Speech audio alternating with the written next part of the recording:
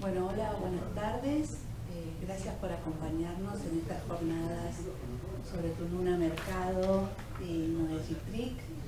Acá tenemos la alegría de que Tununa y Magdalena Citric nos están acompañando. Gracias Magda, gracias Tununa y toda la gente que nos acompaña. Les agradezco muchísimo a todos.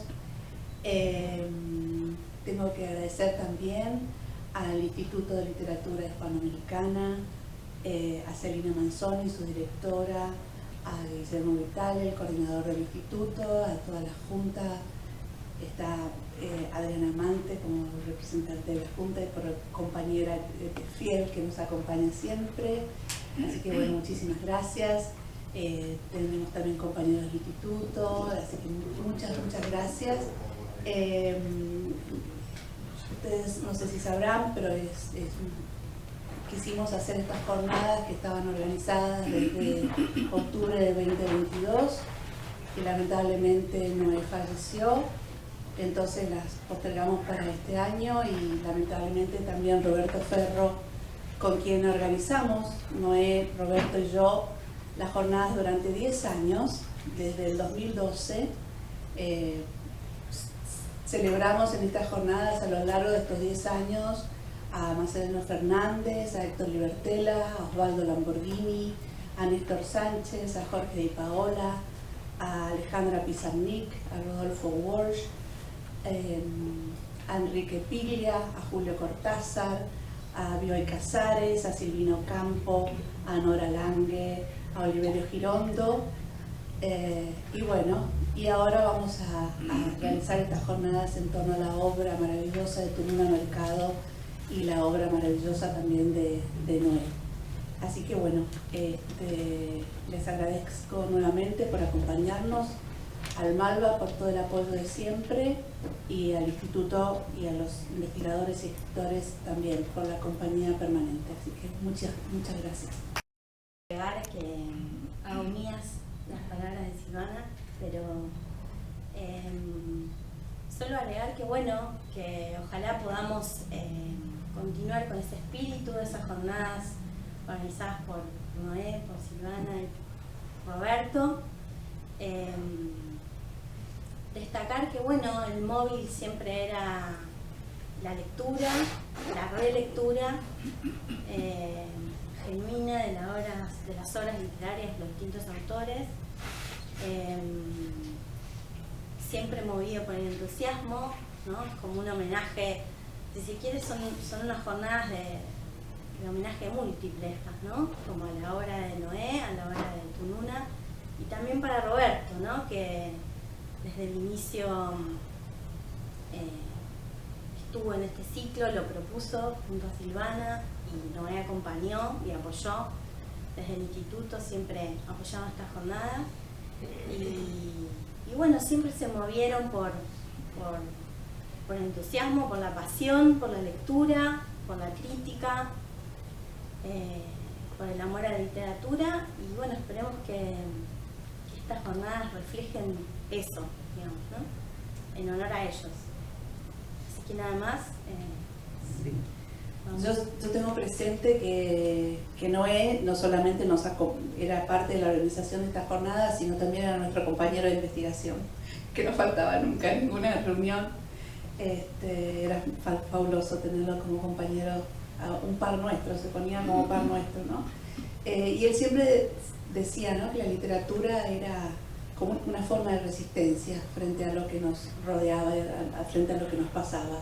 Y así nos pasó en varias oportunidades. Me acuerdo en las jornadas Cortázar que estábamos cerrando las jornadas y Noé hablando de esto y la Plaza de Mayo llena de gente protestando.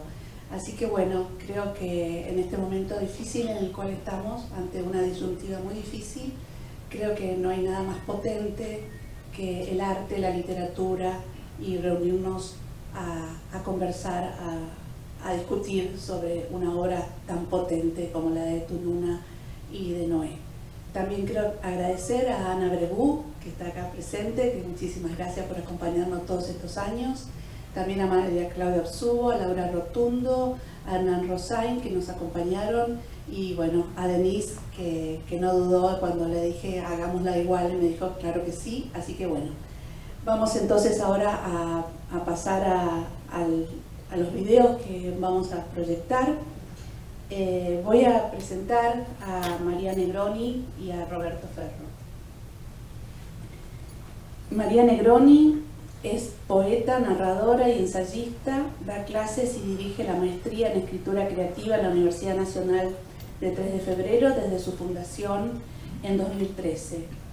Entre sus obras podemos mencionar las novelas La Anunciación y El sueño de Úrsula, los ensayos El testigo lúcido y Elegía Joseph Cornell y los poemarios Arte y Fuga y Cantar la Nada. Roberto Ferro es doctor en letras por la Universidad de Buenos Aires, fue profesor de literatura latinoamericana del siglo XX. Son conocidas sus investigaciones sobre Rodolfo Walsh, Julio Cortázar, Macedonio Fernández. Escribió, entre otros textos, Escritura y deconstrucción, lectura errada con Jacques Derrida, Onetti, La Fundación Imaginada. Sus libros de poemas, trazos grabados y entre sus novelas, El otro Joyce, Los borradores de Macedonio, Fuera de foco. Fue el director del tomo 8 de la Historia Crítica de la Literatura Argentina sobre Macedonio. Bueno, los dejamos entonces con los videos que vamos a ver. Gracias.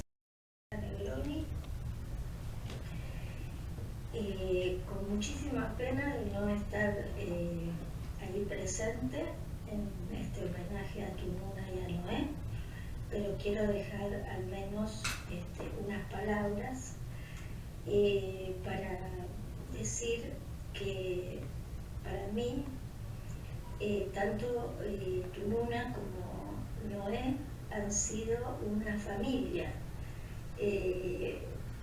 para mí. En el momento de regresar por primera vez a la Argentina, después de haber estado como 20 años afuera, recuerdo haber ido al Instituto de Literatura Hispanoamericana. No era amiga de Noé, no era amiga de Tununa, y recuerdo que le conté a Noé que estaba recién regresada, que me sentía un poco perdida, que no sabía muy bien cómo insertarme. Y él me dijo, mira María, el instituto es tu casa. Y efectivamente eso es lo que fue para mí. Me hice un espacio para que yo dictara un par de seminarios. Ahí tuve mis primeros alumnos argentinos y argentinas.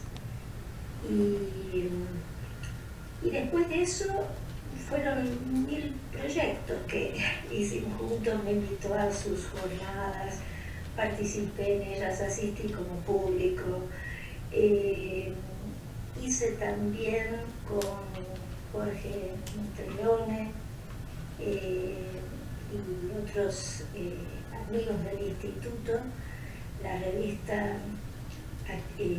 La Viciña. Hicimos 2 números y se publicaron en el DEVA y lo hicimos con el apoyo del instituto y de Noé. Eso con respecto a Noé, que siempre ha sido como, no sé, un padre. Creo que para muchos de nosotros y nosotras ha cumplido ese rol también. Y con respecto a Tununa, bueno, a Tununa, a quien también quiero muchísimo y admiro muchísimo, también empecé a verla al regreso a Argentina. Muchas veces almorcé con ellos, estuve en su terraza, conversamos de cosas de literatura y también de cosas triviales. Me acuerdo que Noé y Tununa decían que yo usaba zapatos de sufragista en ese momento. Era verdad.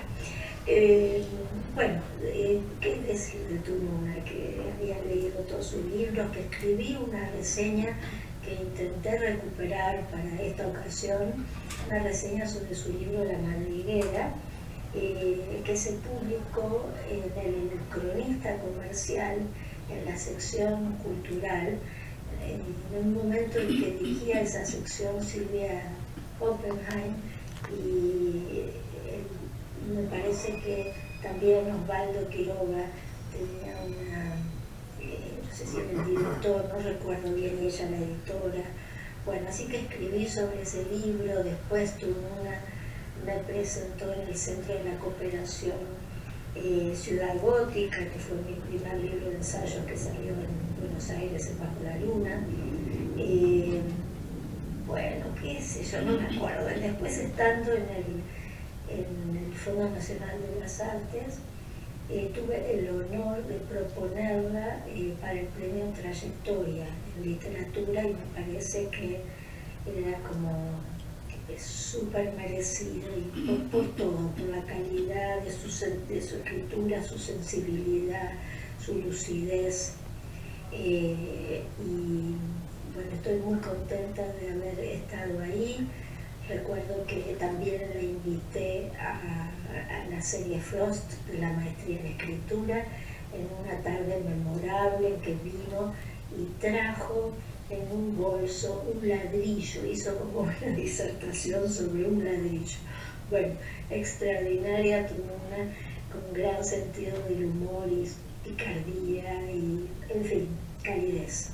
Así que va un abrazo muy fuerte para ella, un abrazo también a donde esté, para Noé, y a todos y todas las organizadoras de este encuentro, mi agradecimiento. Buenas tardes. Este despliegue. Noé siempre contaba esta anécdota de que le debemos al librero, a ese librero de la calle Viamonte tanto, ¿no? O sea, le debemos de algún modo un destino, el destino de Noé, también el destino de la familia de Noé, de Tununa, ¿no? De que la conociera Tununa, de lo que fue Córdoba como centro de irradiación de su proyecto. Y me fascinaba ver acá, bueno, esto, cuando él habla de lo de la lectura y la comprensión diferida, esa forma, digamos, que tenía también esa incesancia, ¿no?, de Noé, de las cosas van haciendo sentido a medida que avanzan. En el caso de la historia crítica, la confianza ciega y plena en el futuro que Noé tenía, y que la vida lo compensó con una larguísima posibilidad de disfrutar de ese futuro y de hacer ese futuro, pero sobre todo de su voluntad y de su capacidad de trabajo, ¿no? Una capacidad de una intensidad donde estaba en el más mínimo detalle. Era una escuela de formación ser parte de esa construcción de esa historia. Y de algún modo, bueno, esto también un poco cuando Roberto, era muy emocionante verlos a los dos. Bueno, no sabía cómo era esa relación. Roberto dice en un momento acá, no, es que es un sintagma, me encantó, lo voy a robar esa idea, es un sintagma y una invariante, ¿no?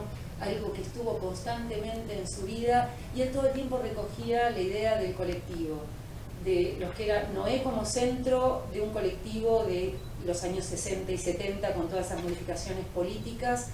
Y cuántos colectivos han ido pasando y cuántas generaciones hemos ido formándonos con él y debiéndole a él, pero él tenía una generosidad que es poco usual, que es la generosidad del que confía en el más joven. No es solo vení pibe que te protejo o piba que te protejo bajo mi ala, sino vos podés y vas a desarrollar algo más magnífico que lo mío, esa generosidad que tenía. No sé, hay muchas cosas que pienso, y que también pienso en la forma en que Tununa misma se ofrecía en esa, digo, yo tuve la fortuna de tener contacto con los dos, pero quizás mi escena inicial de formación profesional se la debo a Tununa más que a Noé, con todo lo que le debo a Noé, y ustedes saben, y es que la primera vez que Celina Manzoni dijo por mí, a mi directora le dijo, esta nena tiene que participar de las jornadas. Entonces me invitaron a las primeras jornadas de literatura hispanoamericana, y yo iba a leer algo sobre el estado de memoria de Tununa. Y el día anterior a mi lectura, Tununa estaba, y yo la corrí por la escalera y no la conocía, y le dije, mañana voy a leer algo sobre tu obra. Ella me dice, ¿a qué hora? Le digo, no te estoy obligando a nada, solo quería que lo sepas. Me dijo, yo voy a venir. Y a las 9:15, la primera persona que estaba sentada ahí, escuchando lo que una jovencita ignota tenía para decir, quizás torpemente, de su novela, fue ella. Y esa generosidad, ese modo de aceptar también cómo puede circular, ¿no? la escritura de uno, fue para mí uno de los grandes ejemplos de mi vida en general. Nada. Estas conversaciones con Roberto Ferro les hicimos en la revista de Teresa Gato, Puesta en Escena. Yo en ese tiempo dirigía Puesta en Letras, así que si quieren escuchar los otros fragmentos de la conversación, están en Puesta en Letras y también están en la Biblioteca Cervantes, en el sitio dedicado a Noé Gittrick. Y la verdad que es una conversación imperdible, porque Noé habla de lo que pasaba cuando estaba en Francia, de su admiración por Blanchot, etc. Así que bueno, los invito a que vean los fragmentos faltantes. Vamos a hacer una pequeñísima, no sé si alguien quiere decir algo. ¿No? Bueno, hacemos una pequeñísima pausa y así a las 15 seguimos con la siguiente mesa. Muchas gracias. La mesa se denomina Transmutaciones en la escritura de Tununa Mercado, que van a leer Denis Pascuso y María Claudia Otsubo, con el comentario de María José Punte. El título de la ponencia de Denis Pascuso es Mujeres guerreras que abren camino y esparcen flores. Voy a presentarla.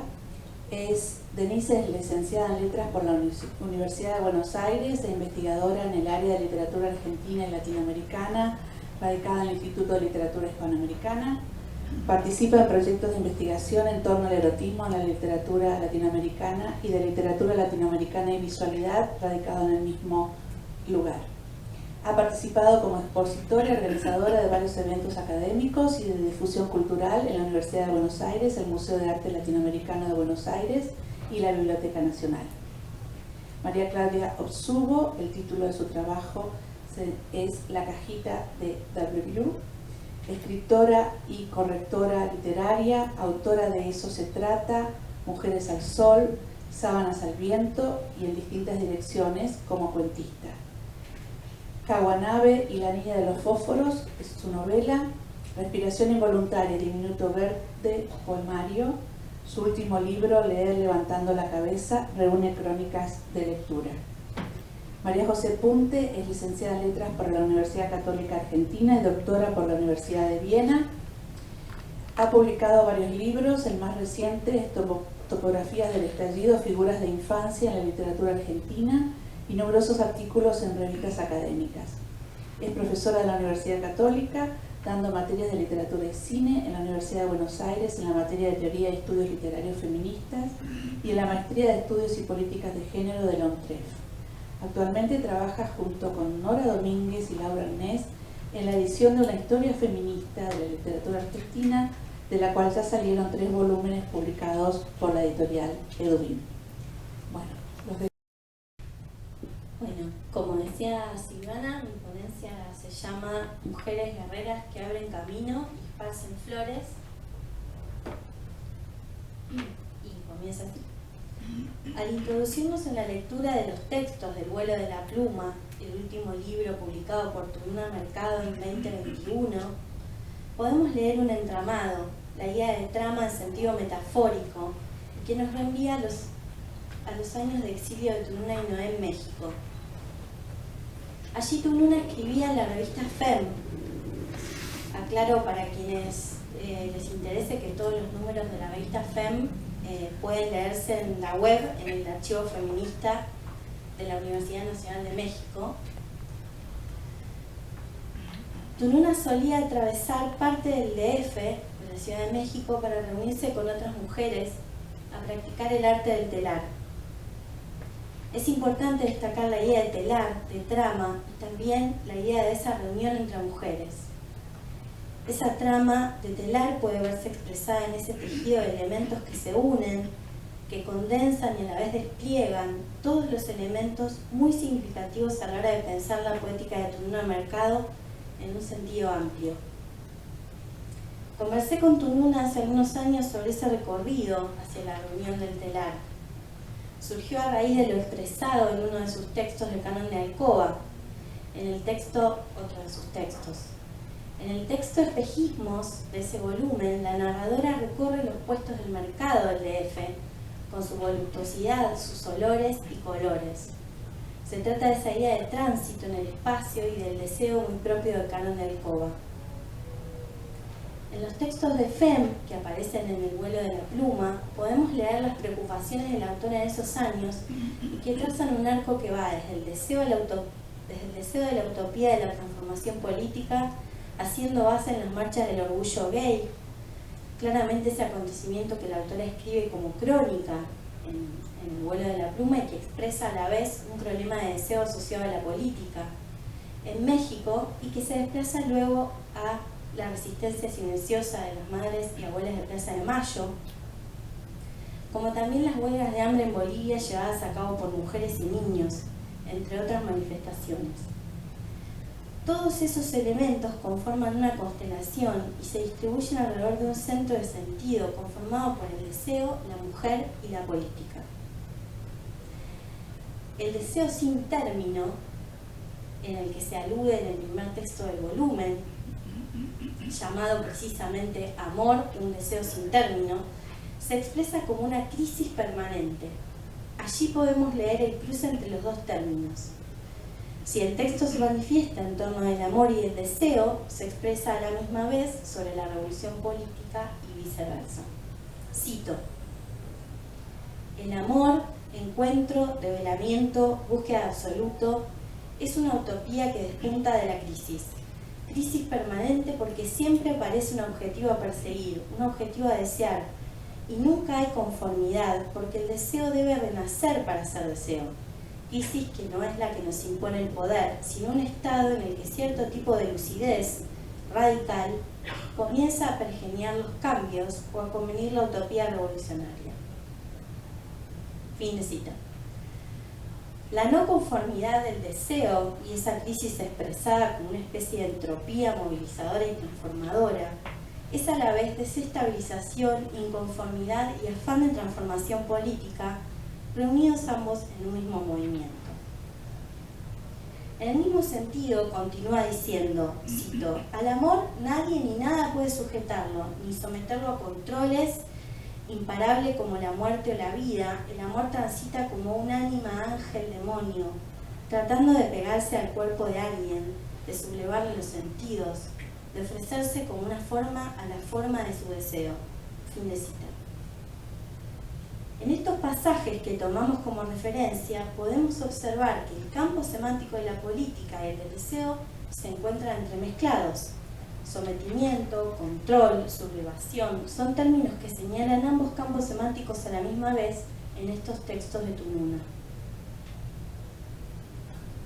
No es arbitraria la decisión de que este texto se encuentre al comienzo del volumen, porque de algún modo se constituye emblemamático de todo el libro y ya veremos que en buena medida condensa en su sentido buena parte de la poética de la autora.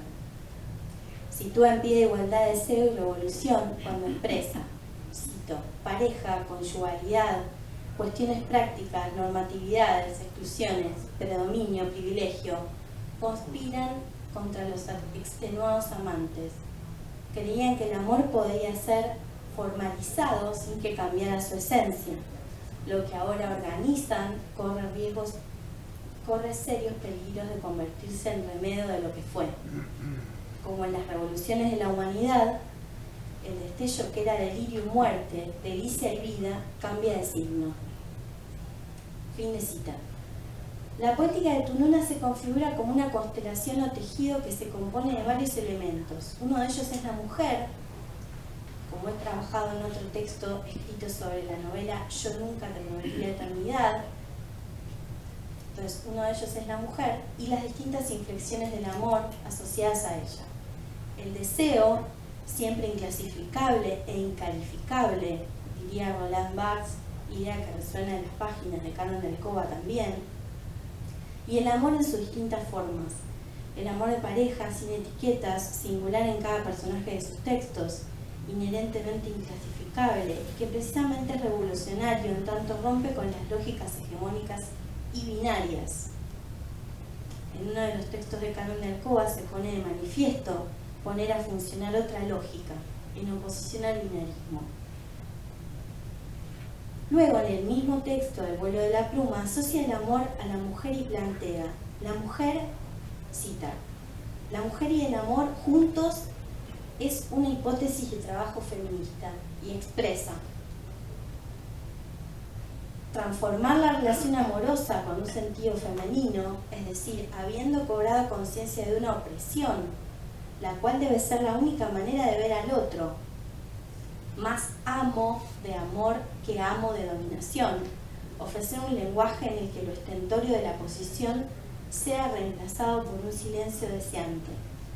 El eros cobra la forma de la lucha política y tiene tanta fuerza como cuando se enreda en el diario desesperanzado de la Penélope de Esther Seligson o las cartas de Rosa Luxemburgo, que seguramente sabía que el comunismo no está solo en los programas, sino que se vive en la mesa, en el hambre y en la saciedad, que es, como el amor, un deseo sin término.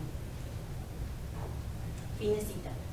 En varios de los textos del volumen hay una reflexión en torno del silencio y la protesta como un contrapunto entre ambos términos, pero que en definitiva pone de manifiesto que el autor está pensando en los modos de poner en crisis todo aquello que se presente como estatus quo. Existe una crónica sobre la primera marcha del orgullo gay en América Latina realizada en Ciudad de México, un texto fechado en 1980 de la revista FEM. Allí se expresa la heterogeneidad que puede verse en la Ciudad de México y se pone de relieve que existen una multiplicidad de Méxicos distintos.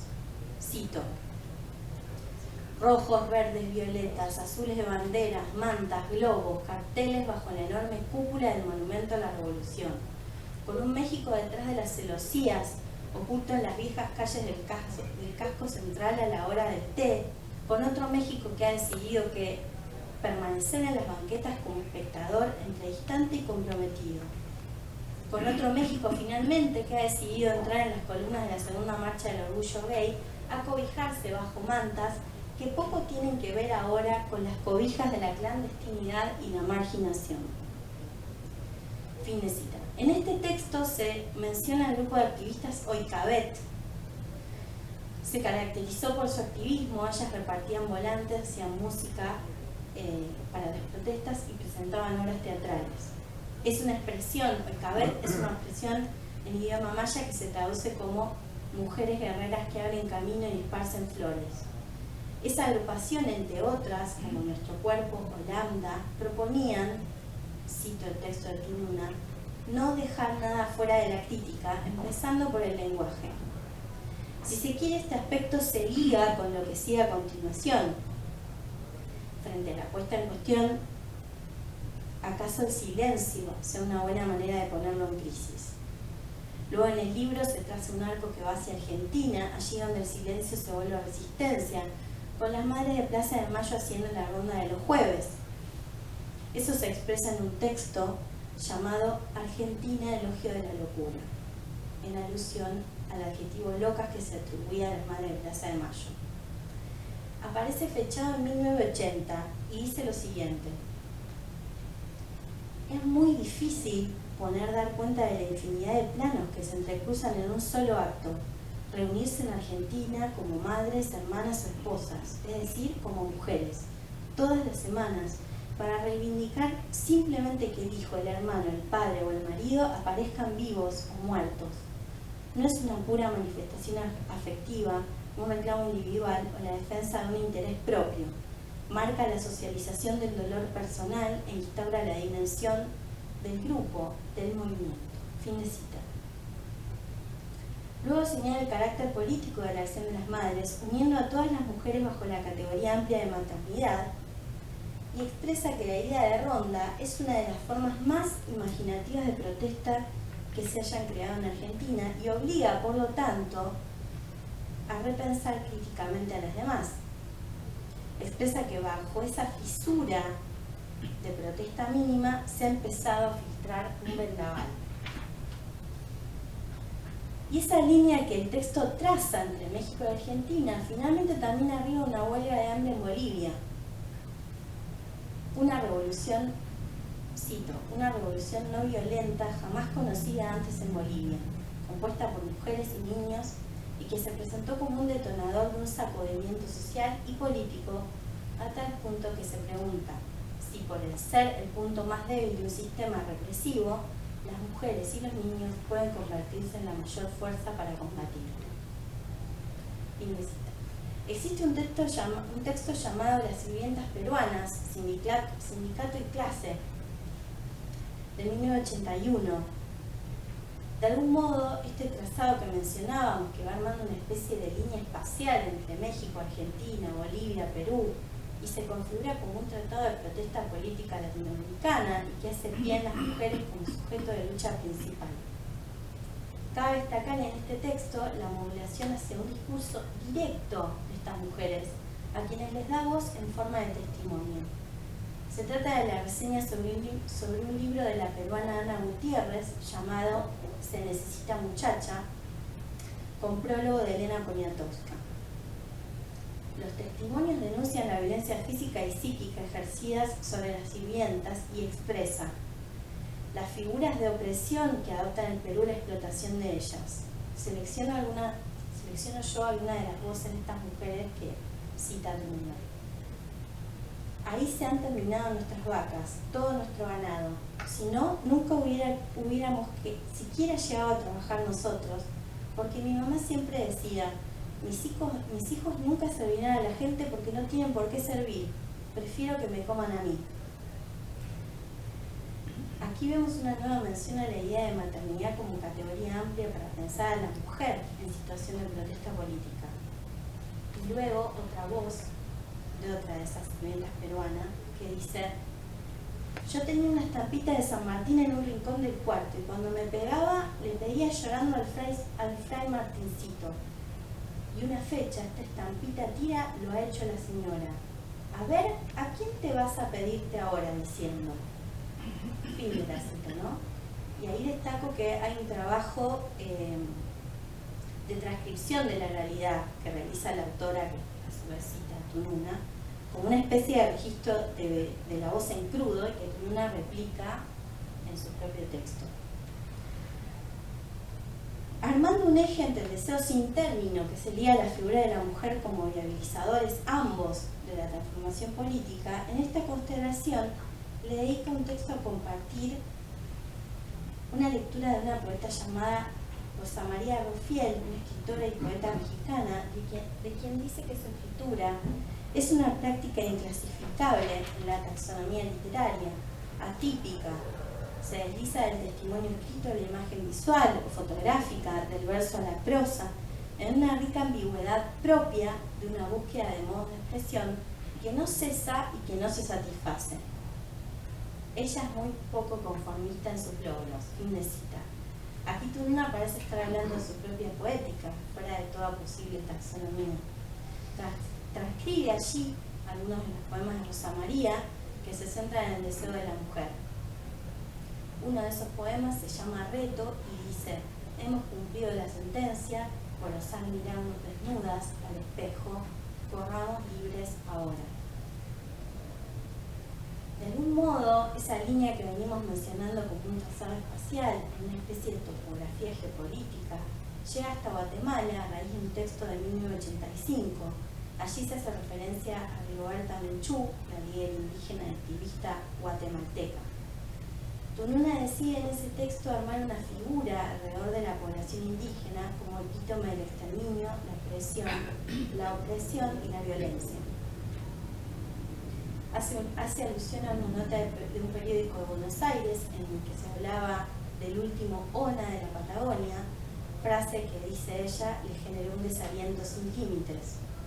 y a esa figura contrapone la de Rigoberta Menchú en esa lucha por hacer sobrevivir su propia cultura. Tununa en ese texto decide comentar la presentación del libro llamado Me llamo Rigoberta Menchú y así me nació la conciencia. Podríamos decir que en la figura de la indígena guatemalteca, en este texto, el silencio se vuelve voz. En lugar de tratarse de una resistencia en el silencio, se vuelve una lucha en aprender el castellano y en un modo conquistar el territorio del otro que oprime en términos de lenguaje.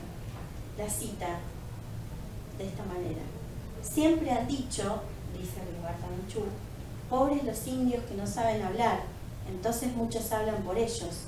Por eso me decidí a aprender el castellano. Fin de cita.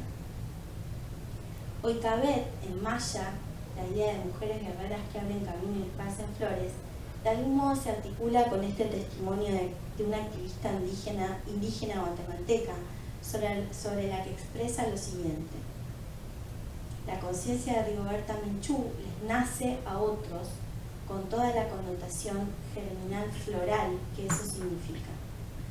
Fin de cita. Esta afirmación, en buena medida, condensa la idea de la mujer como impulsora de transformación en su dimensión política. La pulsión de deseo, encarnada en la mujer, no es sino un deseo sin término, asociado a la acción política y siempre en un sentido político. Damos paso a María Claudia Subo, que está conectada. Te escuchamos. ¿Qué tal? Perfecto. ¿Me escuchan bien? Muy bien. Sí, perfecto. Bueno, bárbaro. O cualquier cosa me avisan. Bueno, buenas tardes. Yo me voy a apoyar en un PowerPoint porque estando en pantalla, si no, se les va a hacer muy densa mi exposición. Así que vamos a compartir ya, para no perder tiempo.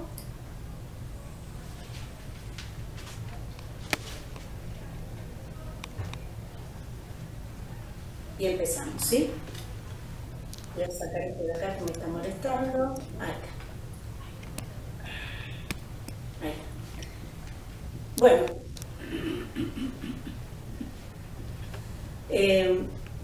Año 2019. Era el último día de un extenso feriado muy frío en Buenos Aires. Caminaba por la calle Viamonte, solitaria y destemplada, por sus veredas que no obstante el entorno de cartones y abandonos conservan un aire distinguido. Me dirigía a la casa de Tununa y Noé. Ya en la puerta del edificio intenté recordar mi última visita a Tununa. Mi anotación en la portada En estado de memoria atestiguaba que había sido un caluroso 23 de noviembre del 2016. ¿Sería posible tanto tiempo? Enseguida recordé otra visita en el 2018, después de la presentación de mi libro Diminuto Verde, en la que se hicieron presentes y bajo una lluvia torrencial Tununa y Noé.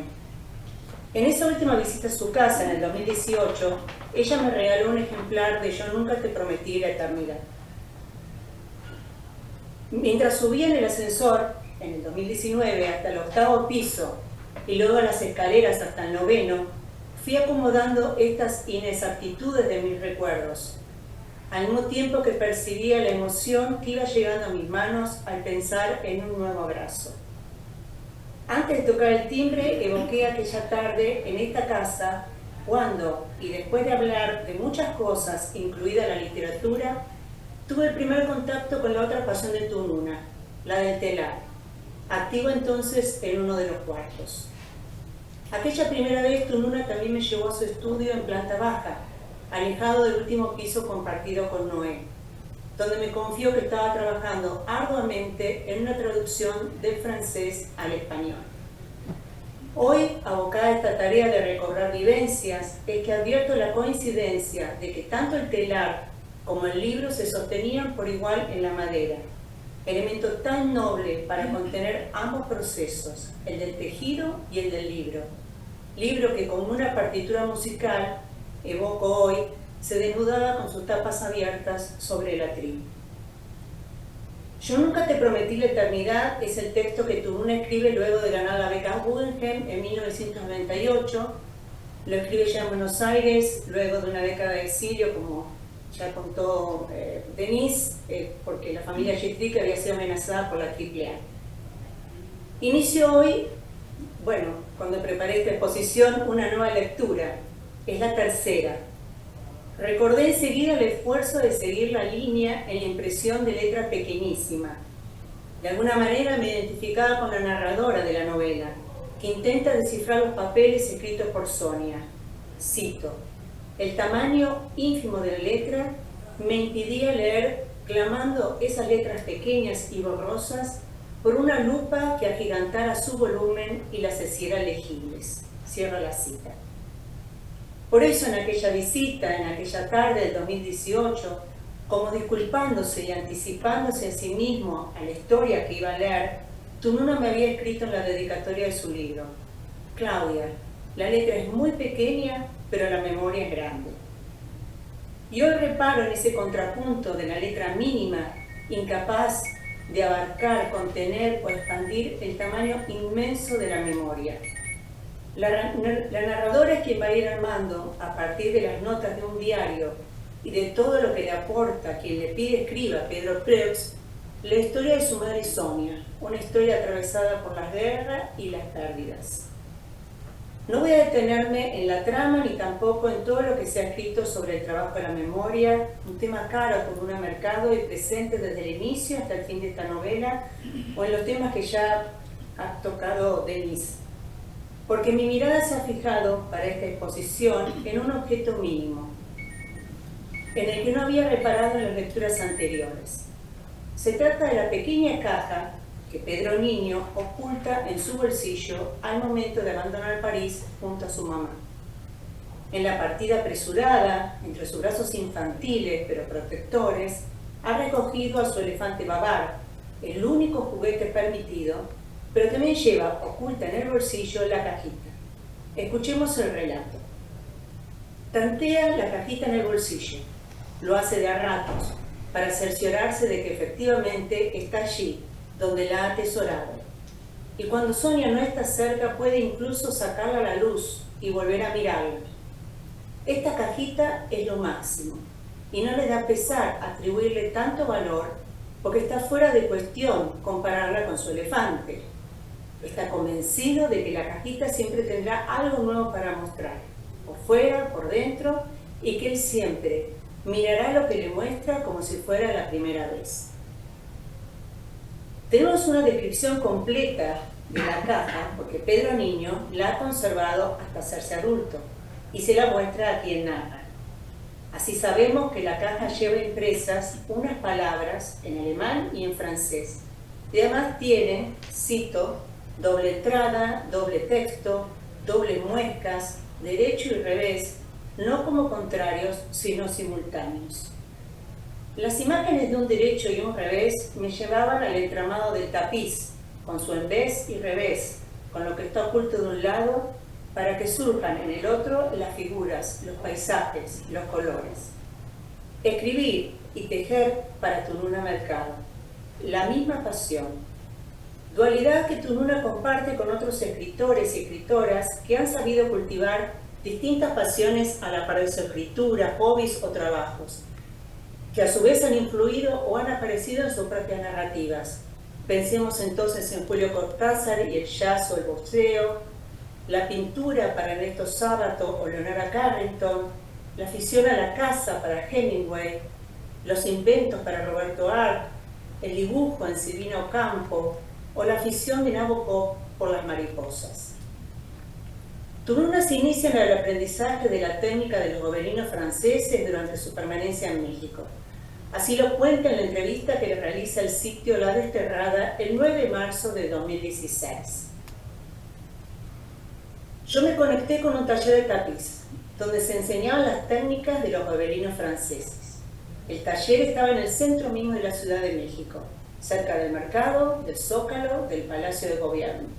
Aprendimos junto a tejedoras de Oaxaca, gente que nace tejiendo, a las que se les enseñaba las técnicas nuevas. Yo aprendí con esos maestros. Fui 2 años antes de comenzar a trabajar como periodista. La técnica que Tununa comienza a aprender fue creada por Jean Lucas, un pintor ceramista y tapicero francés que murió en 1966. Se dice que el artista concebía su trabajo inspirado en los tapices medievales, pero abiertos a la modernidad, experimentados como poemas. Y así también lo escribe Tununa. Pasar el hilo es algo más que un primer movimiento sobre la labor. Es el inicio de una producción, como el primer roce de dos bocas mueve la máquina del deseo. La hebra atraviesa un vacío y se adentra en un blanco que pertinaz habrá de colmar. Fascinada con el tema, el primer impulso para esta exposición era dirigirme hacia esta conjunción, tejer, bordar, escribir, bucear en ese secreto que está del otro lado del tapiz. Los textos que iba atravesando me lo pedían a gritos. Veamos las distintas citas. La escritura es como un bordado, la labor es como el texto. Suele homologarse la tarea de tejer, es decir, de pasar una trama cruzando una urdimbre, o la de coser y bordar, es decir, las labores de aguja con la escritura. Bordar de ilusión es hacer pasar una realidad al pañuelo. Tununa desarrolla esa aptitud para asir entre dos dedos la hebra más delgada y hacer con ella una telaraña. Sin embargo, el vuelo que provocó la pluma de su último libro publicado me condujo por otra deriva y decido no sucumbir a esta maravillosa urdimbre de su narrativa y desilvanar, si se quiere, el tejido expuesto ante mis ojos para llegar a ese otro lugar más pequeño, casi mínimo, tanto que podía caber en el bolsillo de un niño, una cajita. Es lo que esconde el niño Pedro. Es un objeto vulnerable. A Pedro le preocupa entonces eso, que cualquier mal uso pueda dañarla, como también la posibilidad de extraviarla. Cito, había que tener una vigilancia extrema para ahuyentar todo riesgo de pérdida. Fin de cita. ¿Cómo no comprender esa angustia, experimentada por un niño que lo está perdiendo todo? Así se lee la novela. Ahora se ha convertido en guardián de solo dos objetos. El elefante, que no se podía perder, porque lo llevaba en la mochila de su madre, y la cajita que él había hurtado antes de salir. Su bolsillo era profundo. Tenía incluso cierta gracia para los mayores que un niño llevara la mano en el bolsillo como un banquero respetable. En este recorrido de lectura reparo de pronto en las otras cajas. Comienzo a rastrearlas en ese estado de adrenalina, de ese estar o no estar que me provoca la buena lectura y las asociaciones. Un estado en algún punto similar al que debió sentir la narradora de la novela frente a esos papeles y esa historia que le aportaba Pedro sobre Sonia. Comencé a recortar de los otros textos las otras cajas presentes. Se ve que se borró una. Comencé en la narrativa de Tununa. Se borró una filmina, así que voy a pasar directamente a otra. Ese espacio del cuerpo donde se guarda y por vibración surge la voz. Ese espacio del cuerpo donde se guarda cajas sonoras, intensamente vivas, una junto a la otra a lo largo de la avenida del parque. Bastó empezar a escribir para que lo que yo llamo mi caja, es decir, bastó empezar a escribir para lo que yo llamo mi caja, es decir, mi casa o mi recinto separado del mundo, que es la propia escritura, o escribo mi caja, reuniendo en solo 3 palabras mi hacer y deshacer cotidiano. Escribir se parece cada vez más a eso, escribe Tununa, es situarse en el espacio y avanzar sobre un mapa, haciendo reconocimientos. Se llega a un punto, desde allí se tantea el terreno, se palpa la textura con las plantas y las palmas, se cobran los escombros, el fondo crea la circunstancia y los acontecimientos.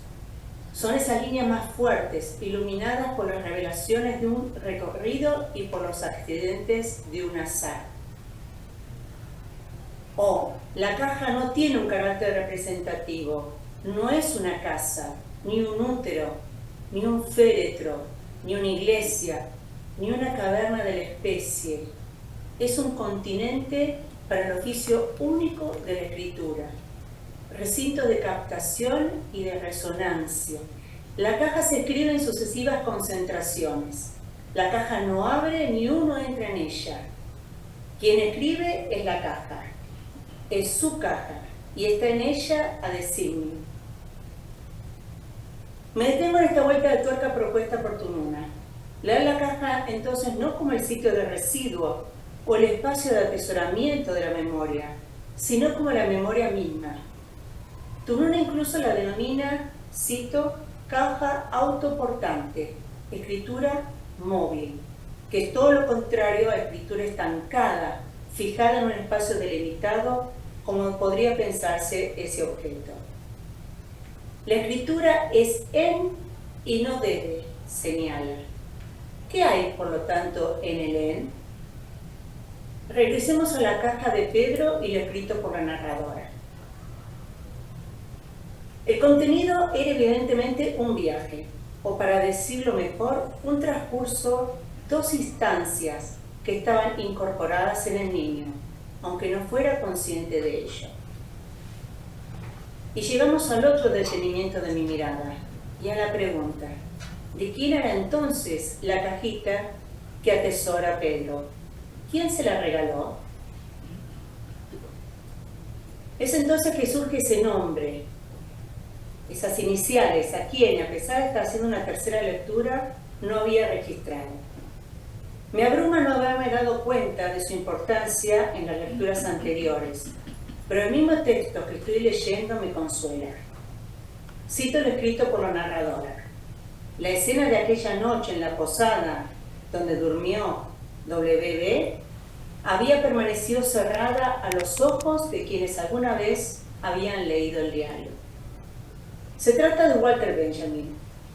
Él es quien le ha regalado en la tienda de magia la cajita a Pedro, porque es Benjamin con quien se encuentra Sonia en sus caminatas por París antes de huir. Pero otra razón motivó esta detención en WB. La provocó una lectura de otra novela que se coló mientras trabajaba los textos de Tununa. Y hablo de Hipersueño, la novela de Lency Xu, publicada en el 2006. También un relato sobre las pérdidas y en esencia un homenaje al amigo recientemente fallecido, Jacques Derrida. Cuando preparé esta exposición, recuerdo haber colocado a ambos lados de la computadora la novela de Tununa, la de Cisius, y en un vértice imaginado haber situado a Walter Benjamin. Aunque seguida deshice el triángulo, para convertirlo en un círculo, escapándole así a la jerarquía y a la inmovilidad que me imponía la otra figura.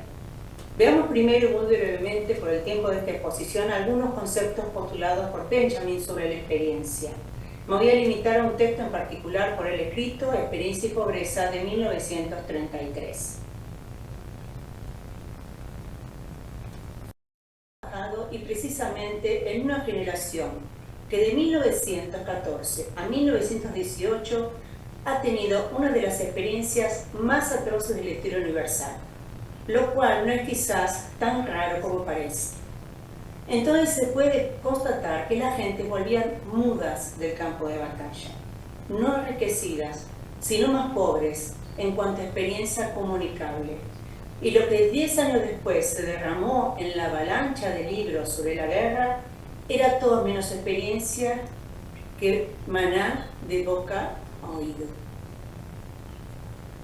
Esto es central para Benjamin, la incapacidad de estos hombres de comunicar sus vivencias a través del lenguaje. La experiencia para Benjamin no es una mera recepción de datos a la manera de la experiencia del empirismo. No falla la percepción. Lo que ha sucumbido es la elaboración activa de esa vivencia. Y eso es una pretérita síntesis, les pido perdón, pero Benjamin cuestiona también el modo tradicional de hacer historia y el modo como se ha comprendido el tiempo. Hacer con el pasado una experiencia, lo cual implica modificarla y verse modificado por él. Una experiencia no es cualquier vivencia, ni cualquier encuentro con el mundo. Es una elaboración de ese material en la forma de un relato significativo para otros. La experiencia es acción en la medida en que implica una apropiación y una elaboración de la tradición. Veamos ahora, en los dos textos mencionados, Hipersueño y Yo nunca te prometí la eternidad, para detenernos en las similitudes y diferencias entre ambos en relación a esto expuesto de Benjamin.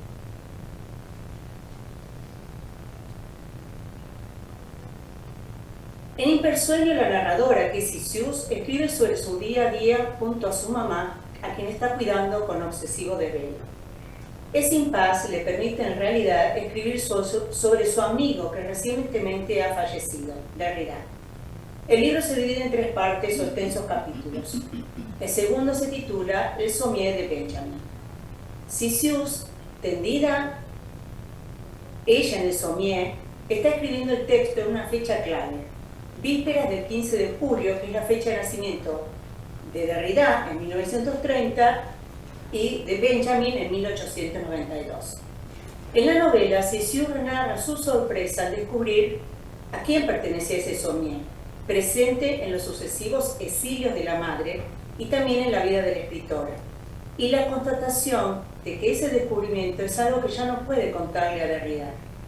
Este hecho pone en evidencia también que ya no podrá llamarlo para contarle eso y muchas otras cosas, y como tampoco podrá llamarlo para saludarlo por su cumpleaños.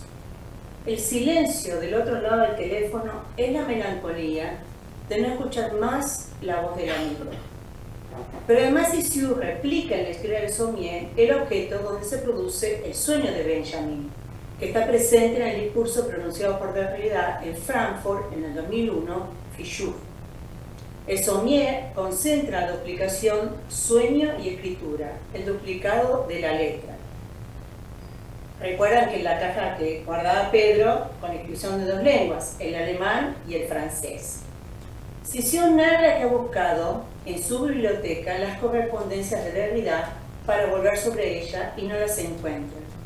Y lamenta esta pérdida, o sea, concentra en la pérdida toda su melancolía que refleja su momento actual. Todo se ha perdido.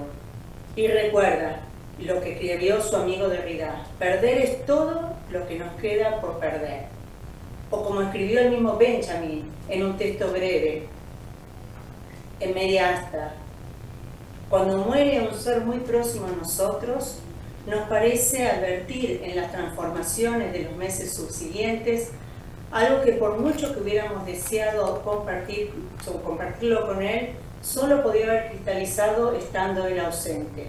Y al final lo saludamos en un idioma que él ya no entiende.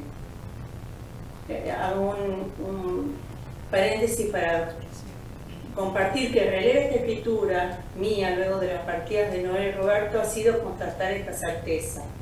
Tanto para mí como luego para Roberto, que le hinché para que leas Hipersueño, el texto de Sisius, fue muy movilizador. Veamos ahora el texto de Tununa, Yo nunca te prometí la eternidad. La narradora establece un paralelo entre ese tiempo del niño separado de su madre y el tiempo de Benjamin. Ambos están extraviados. Y entre ese único bien de Pedro, la cajita que contiene las imágenes, y el de Benjamin con sus papeles, como única pertenencia contenidos en un maletín. Y dice: las dos travesías se habían unido en una misma dirección, la de verificar con la misma obsesión, tanto Pierre como WB, si los únicos bienes que poseían estaban todavía al alcance de la mano. Entre ellos dos está Sonia, reencontrándose en la huida con el hombre que solía pasear con ella por algún parque de París. La narradora de esta novela viaja por Bou, el pequeño pueblo de frontera donde llega y muere WB en 1940. Va siguiendo, y también cito, con cámaras, con cuadernos de notas, con planos y teodolitos, los peregrinos van de un punto al otro. Cierro cita. Y va siguiendo, como tantos otros visitantes, los pasos de Hannah Arendt, amiga personal de Benjamin, quien fuera la primera en rastrear sus últimas huellas en 1940. Tununa Mercado hace suyo el concepto de experiencia de Benjamin. A partir de la vivencia de Sonia, testimoniada en los diarios y narrada por Pedro, construye con ello un relato significativo para otros. Y construye con ello un relato, un entramado, un tapiz. Como escribió Benjamin en Cuidado en los peldaños, el trabajo en una buena prosa tiene 3 peldaños: uno musical, en el que es compuesta; otro arquitectónico, en el que es construida; y finalmente uno textil, en el que es tejida. Regresemos al círculo. Tanto Cicius como Mercado han leído Walter Benjamin y lo han traído a sus textos.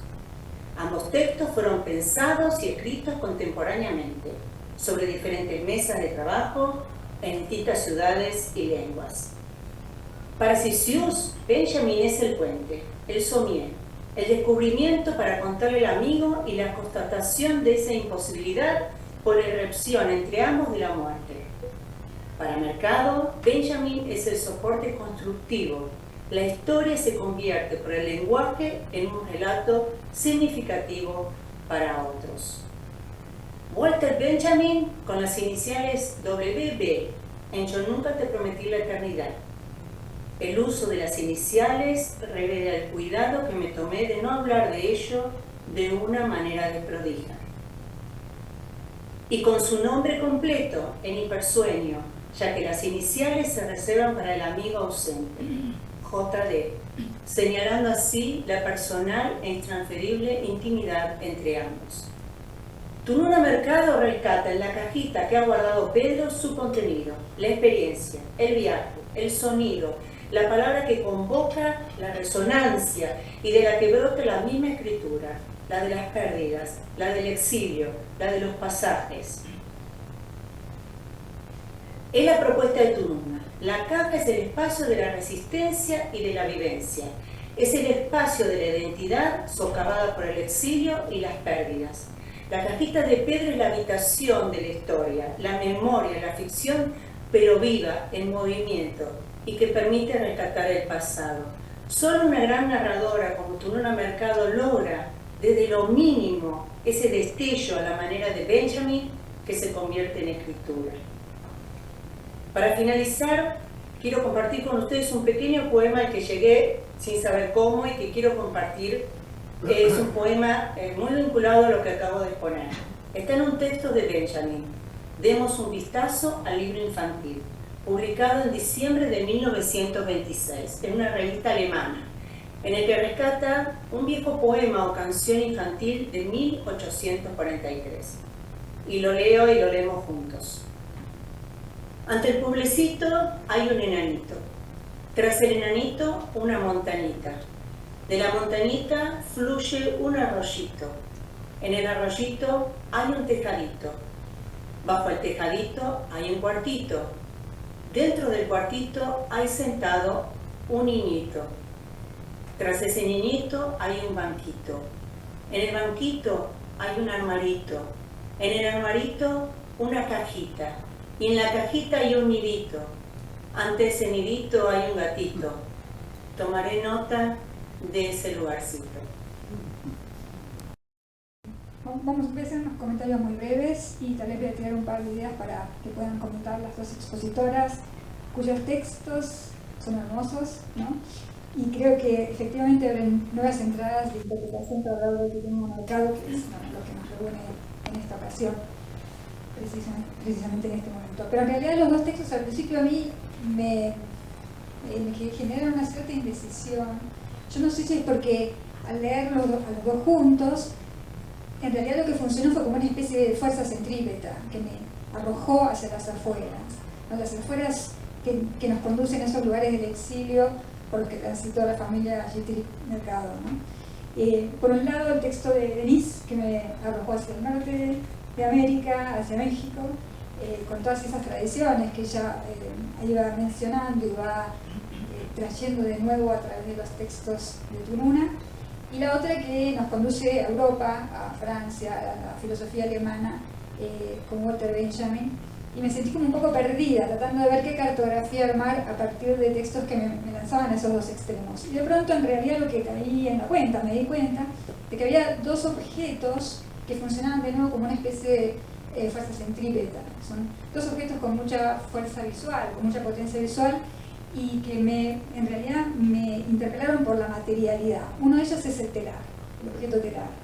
Otro de ellos es el objeto caja, que en realidad es una cajita, está como miniaturizada, empequeñecida, pero no en un sentido negativo, sino en un sentido casi amoroso, algo que se ve también en todos esos diminutivos de la poesía con la que cerras tu ponencia, María Claudia. Entonces, yo lo que quería proponerles es que por ahí hablen más sobre esos objetos, pero antes de que empiecen a hablar de esos objetos, o sea, antes de digamos, que ustedes puedan volver o armar este diálogo, había varias cosas que quería hacer notar. Por supuesto que la idea de tejido, de la palabra como textura, que está tan presente en la obra de Turner Mercado y que ustedes hicieron resaltar de varias maneras, a través de muchas imágenes, bordear, tejer, la telaraña que decía María Claudia, ¿no? O también voy a citar una oración de Nietzsche donde dice: esa trama de telar puede verse expresada en ese tejido de elementos que se unen, que condensan y a la vez despliegan todos elementos muy significativos a la hora de pensar la poética de Turner Mercado en un sentido muy sintético. Entonces estaba por un lado toda esta idea de tejido que, bueno, a mí me hacía pensar, por supuesto, en la obra de Tamara Kamensain. También me hacía recordar a Silvia Molo y ese homenaje que ella hace en Vale Imaginación, donde digamos, en un texto sencillamente enumera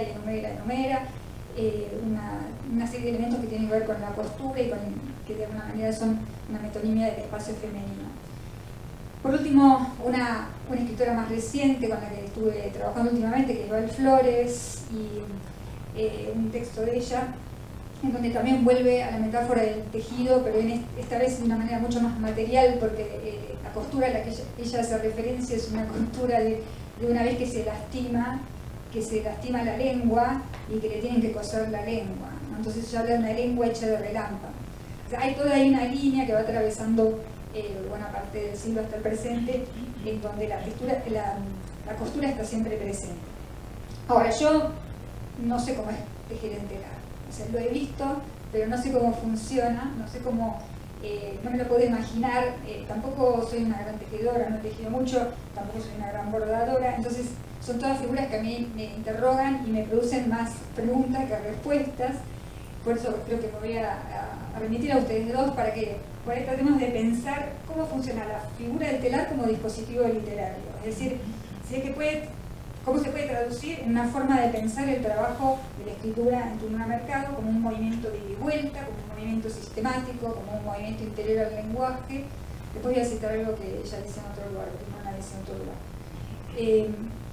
Pero bueno, también me interesaba el telar porque el telar, si tienes un objeto contundente y material, bueno, no sé cómo es el telar de una, pero digamos, es un objeto que a mí se me hace contundente, también implica una determinada relación con el cuerpo y con la manera de conectar el cuerpo con un objeto y de producir algo que sale de ahí, ¿no? Que es el tejido, el gobelino.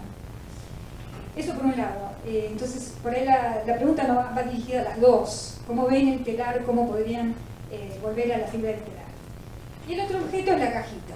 Y bueno, la cajita, a mí, en realidad, por supuesto, lo primero que me hizo pensar fue en Gastón Bachelard y la poética del espacio, cuando Gastón Bachelard hay un capítulo que le dedica a los cofres, a los armarios, a los cajones, como un lugar de la intimidad.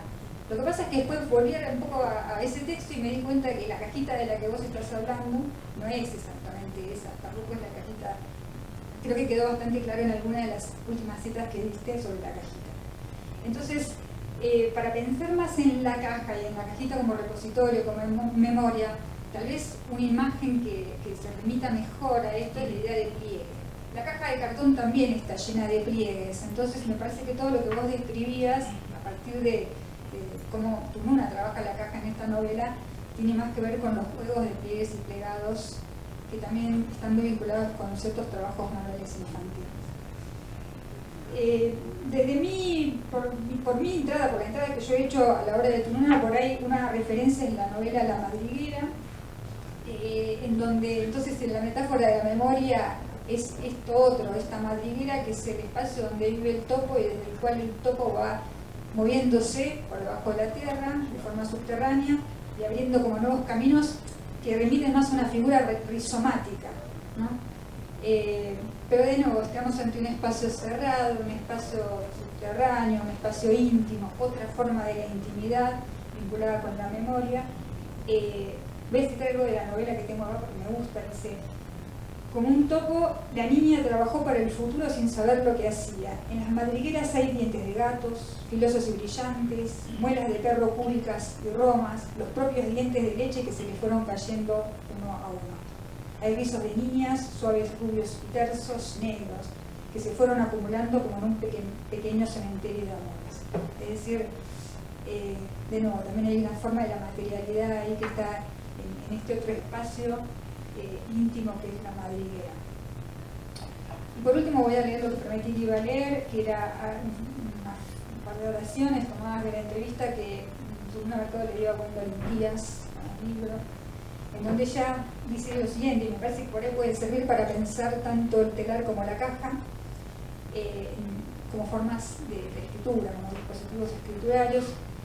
Y la frase dice lo siguiente: para mí, escribir ha consistido en una serie de prohibiciones y desafíos. Me he prohibido escribir de manera habitual y me he desafiado a crear una forma de expresión original. Me niego a usar frases hechas, lugares comunes o estructuras retóricas que no son mías. Mi escritura no es anecdótica, más bien es una inmersión en la subjetividad, un mirar hacia adentro. Bueno, dicho esto, aquí me parece que hay como ese movimiento dialéctico entre las prohibiciones y los desafíos que parecen contradecirse, pero en realidad se complementan. Y me gustaría entonces preguntarles qué entramado pueden armar de toda esta reflexión, y que me parece que sí uniría con hilos todo esto que fueron planteando a través de sus dos ponencias, y bueno, armarían un nuevo tejido, una nueva trama.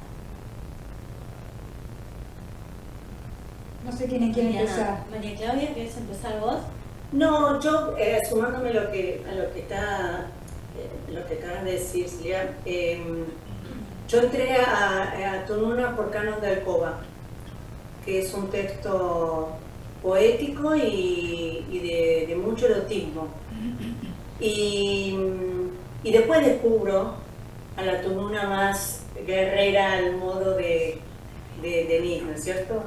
Y cuando hago referencia a esta visita a su casa ahí en el 2016, y yo tampoco tenía idea cómo era el telar, ni sabía que Tununa tejía, es como que reuní como tres partes. Era la misma Tununa la que era capaz de escribir Canon de Alcoba con esa carga de pasión, erotismo y de deseo, con la misma Tununa que escribe los textos que están vinculados al compromiso, porque es una mujer comprometida, políticamente, cuando digo políticamente es amplio el término, ¿no es cierto? Con la mujer, con el feminismo, con la misma mujer que tiene la ternura para poder mostrarme en Yo nunca te prometí la eternidad, a la par que está hablando de cosas tan tremendas como el exilio, las pérdidas, el niño. Entonces es como que por eso me pareció que todo eso está todo condensado, ¿no? Como que fue como un gran descubrimiento. Y bueno, por eso me concentré en lo mínimo, porque desde lo mínimo, que ella es una palabra que asedia cuando uno lee a Tununa Mercado, ¿no? La letra de lo mínimo, y el mínimo está todo el tiempo. Lo mínimo es lo máximo, es totalmente abarcador. No sé si aporta algo a lo que... y esta cuestión de que la caja justamente no es un recinto cerrado, como vos decías, sino es la memoria misma, es una caja abierta, vital, autoportante, dice ella, móvil. Y bueno, vos fíjate que esa caja, Pedro va transitando, va caminando, Pedro Niño, Pierre, va transitando con esa cajita en el bolsillo, hasta el Pedro adulto, ¿no? Que cuando se lo muestra a la narradora. No sé, Denise, si... Sí. Yo si tuviese que encontrar tal vez un vínculo entre... Coincido, digamos, en que esa caja no es algo cerrado y quieto, sino más bien desbordante, de resistencia. Lo mismo que lo es, digamos, el telar, más allá de que se puede pensar como tejido en términos de escritura, también se puede pensar como esas reuniones que no dejaban de ser reuniones de resistencia, digamos, y eso que vos compartías en relación con Benjamin, ¿no? Y lo que decías de la caja como espacio de resistencia, ¿no? Pienso que se ligan la escritura, la caja y el telar como una resistencia y como justamente un afán de interrumpir esa mudez, ¿no? La mudez de esos que venían y no podían narrar nada, ¿no? Como que a mí, cuando leía yo nunca te prometí la eternidad, en principio hay una mudez frente al trauma, hay una mudez frente ¿no? Y la escritura lo que hace es insistir, ¿no? Insistir, y se construye ahí un tejido de escritura que lo que hace es recuperar una memoria, y es una memoria, como vos decías, que es móvil, que es... me hizo acordar un poco a Canon de Alcoba en Antieros, que, bueno, un poco van a hablar sobre eso mañana, pero, digamos, la figura del orden, de lo prescriptivo, de los cuartos, ¿no? de las indicaciones justamente para las sábanas sin pliegue, que queden lisas. Y después está el otro espacio, el espacio del desborde, que es la cocina, ¿no? Con los olores y los pimientos y... Sí, todo. Entonces me parece que va más por ahí, ¿no? Como que no hay un espacio liso, sino al contrario, de repliegue, de desborde, y me parece que de eso se trata, ¿no? Un poco el vínculo que puedo encontrar entre lo que pensaste vos y lo que pensé yo. Sí, aparte cuando se teje el tapiz, vos lo tejes del revés y ahí no estás viendo nada, vos estás, pero cuando lo das vuelta es... Claro. Ahí está todo el desborde, ¿no es cierto? Y mientras tanto hubo un trabajo silencioso, bueno, ahí esa sensualidad que está en el texto de Canon de Alcoba, ¿no? De como dos bocas que se rozan, ¿no? Pasar el hilo, es de una sensualidad maravillosa.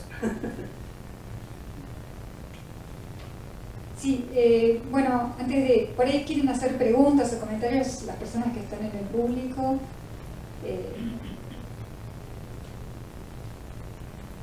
El silencio en este caso también es un momento de reflexión, pero puede... Es la primera mesa. Es la primera mesa. Ayer di Antihéroes en una clase, ¿no? Y perdón, no te entendí. Que ayer di el cuento Antihéroes en una clase. Ah. Y mis estudiantes de esa clase nunca habían leído nada de Túmena.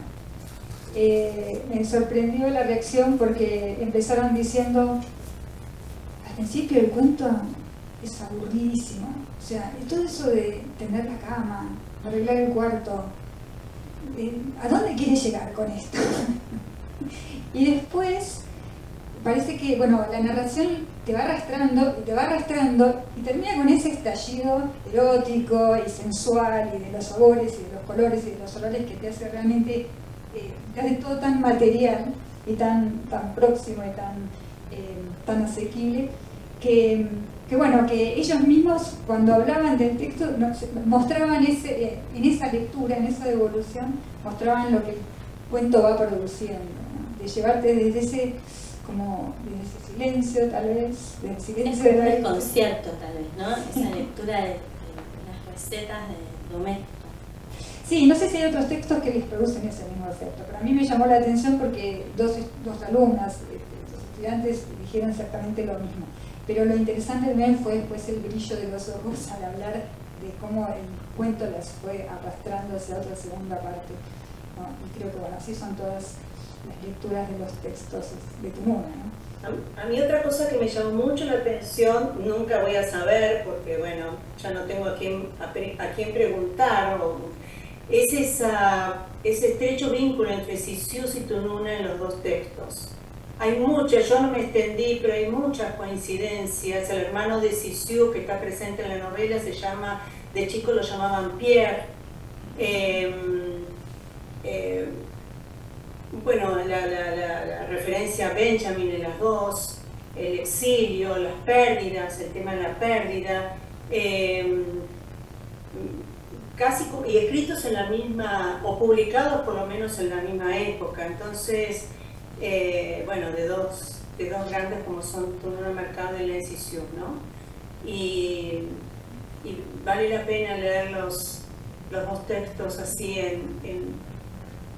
como yo puse en el círculo, para bueno, seguir encontrando asociaciones y riquezas.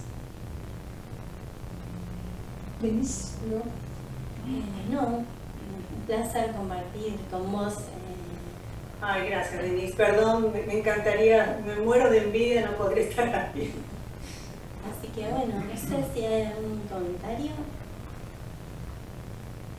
Yo no veo a nadie, así que... Te contamos nosotros. Bueno, entonces si no hay preguntas o comentarios por parte del público, cerramos esta mesa para dejar paso a la próxima. No sé si hay una breve pausa, imagino que sí. Y muchas gracias por haber participado.